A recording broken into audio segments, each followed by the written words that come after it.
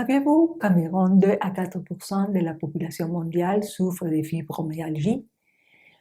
Une prévalence élevée chez les personnes âgées d'entre 35 et 55 ans. Malgré ces chiffres, cette maladie reste méconnue et entourée d'incertitudes. Comment une affection aussi courante peut-elle encore être largement invisible? Des douleurs inexplicables, une fatigue chronique et des insomnies sont plus courants qu'on ne le pense et pourraient être des symptômes de la fibromyalgie. Est-ce que notre rythme de vie actuel soumettrait-il notre corps à une pression trop importante? L'impact que votre mode de vie peut avoir sur l'apparition des maladies qui n'ont même pas encore été définies, comme c'est le cas de la fibromyalgie, remet en question nos idées sur la santé, le stress et les modes de vie. Aujourd'hui, nous allons explorer la possibilité que la réponse à ces symptômes soit la fibromyalgie.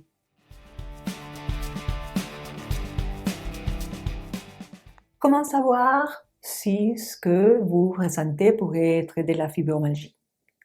La fibromyalgie est un trouble caractérisé par des douleurs musculo-squelettiques généralisées accompagnées de fatigue, de troubles de sommeil, de la mémoire et de l'humeur. Cela ressemblerait aux symptômes après une séance intense à la salle de sport ou une journée difficile au bureau.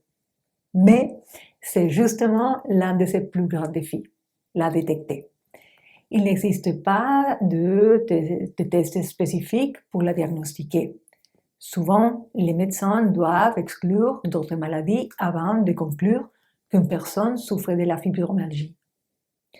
Une des théories est que l'amplification des sensations douloureuses est due à la façon dont le cerveau traite les signaux de douleur, comme une sorte d'hypersensibilité cérébrale. D'autres théories suggèrent que cela pourrait également être dû à un déséquilibre entre les neurotransmetteurs sérotonine, dopamine et norépinéphrine, ou à un facteur génétique, ou même, bien sûr, au stress, car il a été démontré que dans certains cas, elle peut être déclenchée après un événement traumatisant ou un stress psychologique important. La fibromyalgie peut profondément affecter votre qualité de vie. Des tâches simples comme se lever ou monter les escaliers peuvent devenir des défis insurmontables.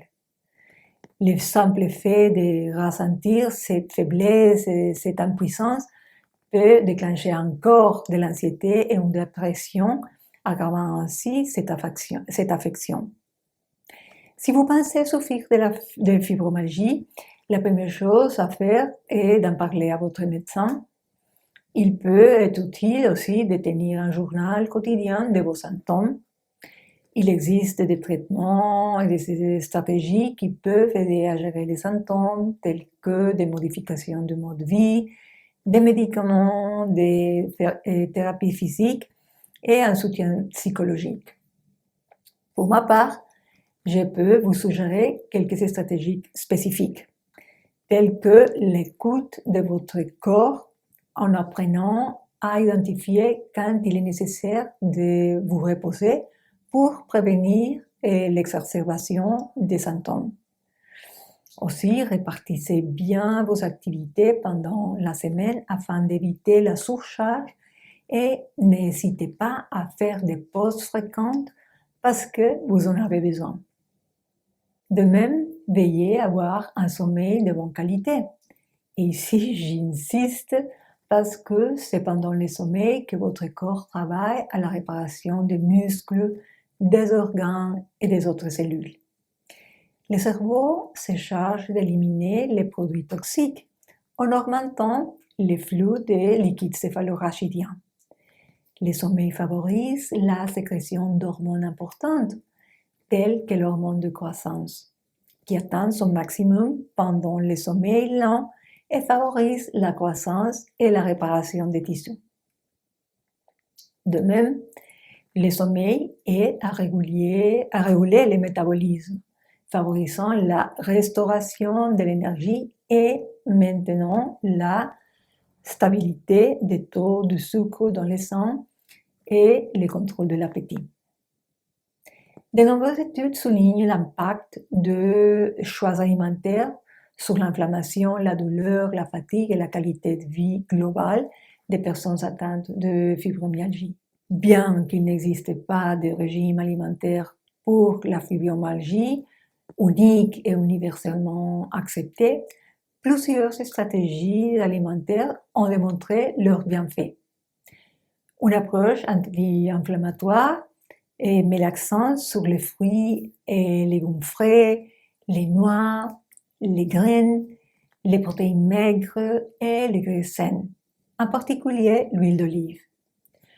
Une consommation minimale des céréales complètes et l'élimination d'aliments transformés, des sucres raffinés et des graisses saturées.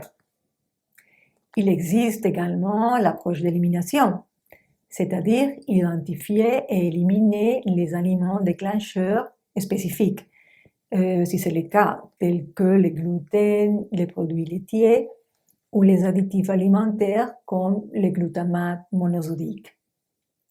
Cela peut être bénéfique pour certains patients, en particulier ceux qui présentent une sensibilité alimentaire ou un syndrome de colon irritable, comme l'explique une revue publiée dans la Bibliothèque nationale de médecine des États-Unis. En matière de compléments alimentaires et de soutien nutritionnel, ces mêmes publications recommandent d'inclure la vitamine D, le magnésium et moi-même je préfère le magnésium L-thréonate, le fer, la vitamine B12, mais seulement après qu'un test sanguin ait révélé une carence. La coenzyme Q10, les acides gras oméga 3, les probiotiques et j'oserais même ajouter les DMSO ou diméthylsulfoxyde. Ces compléments ainsi que les interventions nutritionnelles que j'ai mentionnées montrent des résultats prometteurs en raison de leur potentiel à réduire la douleur, améliorer l'humeur, soutenir la fonction mitochondriale et combler les carences nutritionnelles dans la fibromyalgie. Si vous pensez souffrir de fibromyalgie, je vous recommande mon article sur ce sujet dont vous trouverez le lien dans la description de cette vidéo avec des informations plus précises sur les causes, les caractéristiques, encore plus, et les traitements qui pourraient vous être utiles. Si vous avez aimé cette vidéo, n'hésitez pas à me donner un like. S'il vous plaît, abonnez-vous à ma chaîne en cliquant sur le bouton rouge et activez la petite cloche pour recevoir des notifications lorsqu'il y a de nouveaux contenus ici sur l'art de se soigner soi-même. À bientôt.